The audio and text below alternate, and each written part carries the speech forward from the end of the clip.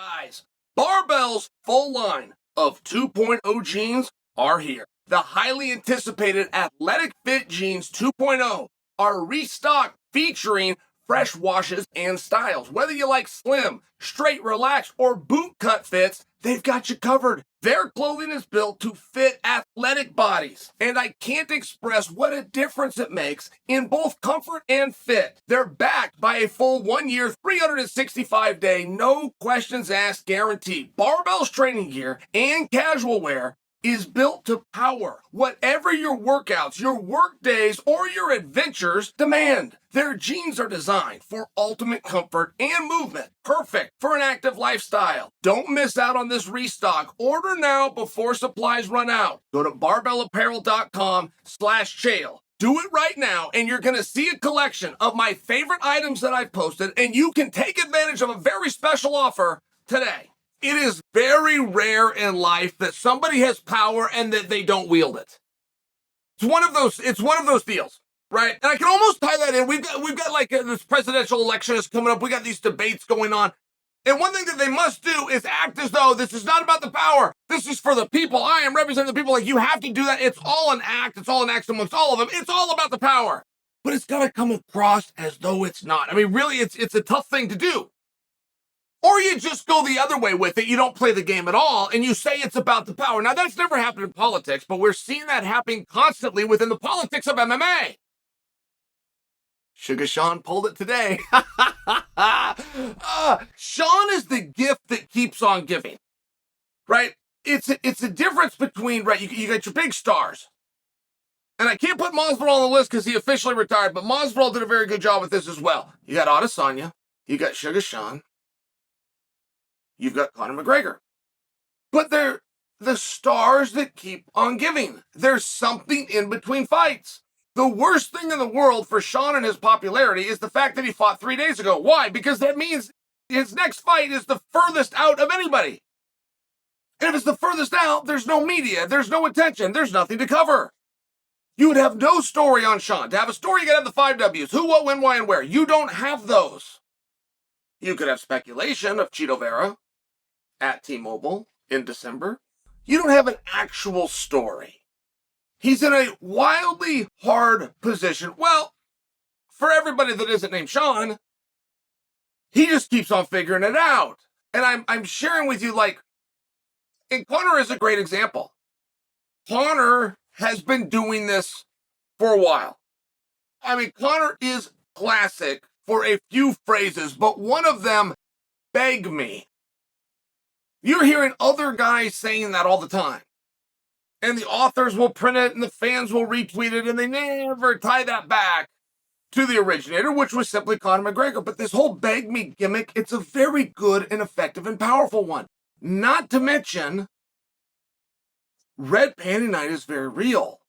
So if you got Red Panty Night, you got this whole great big bag of money to give to somebody, and you want something in return, which is self-humiliation for them to get on their proverbial knees and kiss your feet in front of the world, they're likely to do it. Now, you could extend that to what Conor is doing right now with Michael Chandler, right? I mean, he's dangling this thing. Now, that's just for fun. Conor is as good as his word, and his word is he's going to fight Chandler next. But then he's going to say a whole bunch of words around that, and he's going to keep everybody nervous, right? I mean, I'm just sharing for you because now Suga Sean comes out and he tells Chito Vera. Tells him to be a little bit more polite. Tells him, do not start acting as though you're calling the shots here. I will simply go fight somebody else. And Sean told him this straight up. Say, I wish a politician would do that. We got a big debate tonight. If they would come out and if they would take a lesson from Sean, it would change everything. Sean comes out and he tells him, I'll fight somebody else. And do not think for a moment, I don't have the power right now to do that. And then he even told him who that would be. Henry Cejudo. They would sign off on that immediately, by the way. I mean, there's a lot there between Henry and Sean, not for nothing. I don't know how we avoided that or how we ever even got off of that topic, because you got the Arizona tie-in. Like, that's got to be settled.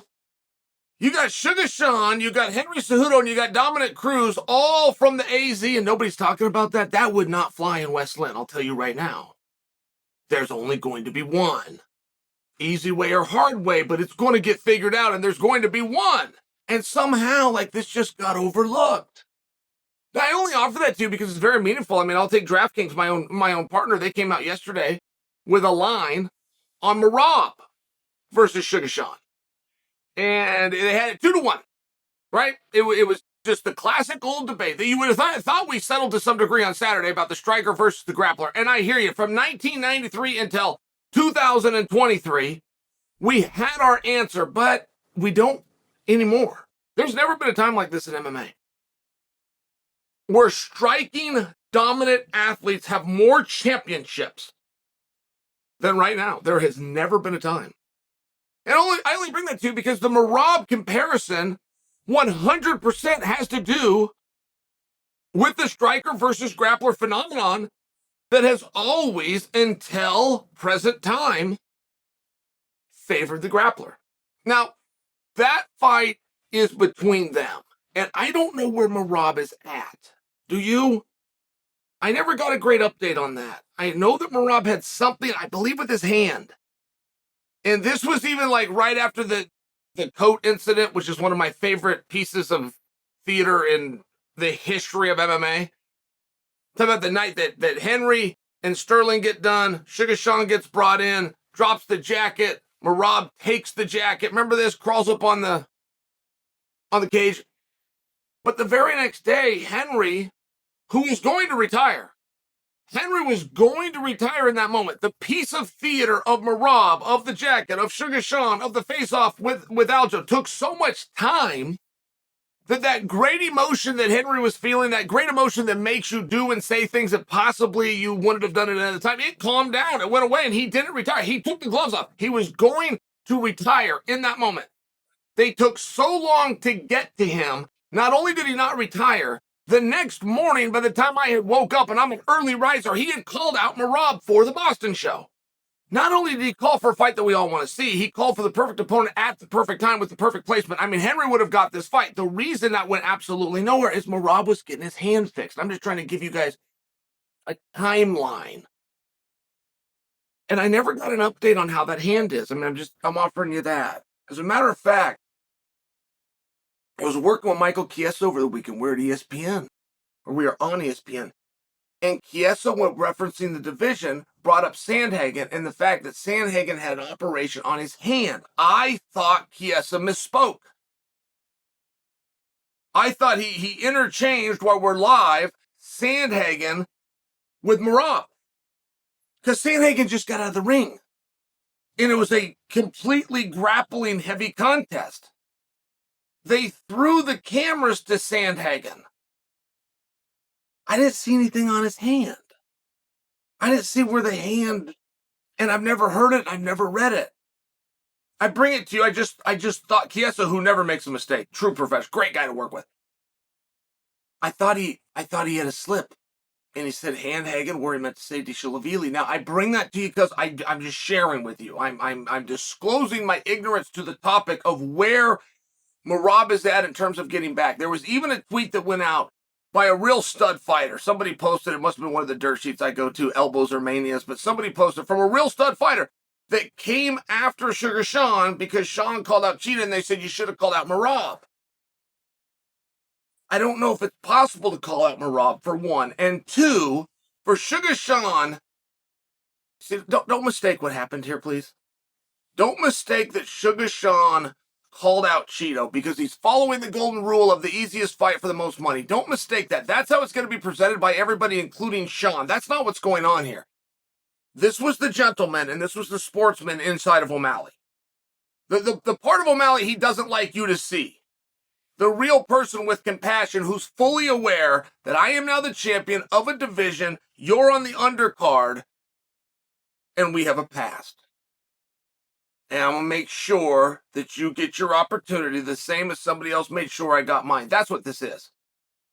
This is done out of kindness. Kindness doesn't sell. So Sean will never co-sign the statement I just made, but that is what this is. That is sportsmanship, and I'm just sharing for you to act as though he sidestepped Merab. I don't know where Merab's at. Merab's a killer. I love Merab. I'm just sharing with you it wasn't the right call-out. The right call-out was Chito Vera. the right person when you get up in that loft to leave the ladder down behind with Chito Vera. And Sean is now telling him that he had better play his cards right. He better be a little bit nicer. He better get on Twitter, and he better have his hat in his hand. And quite frankly, for me, that's entertaining.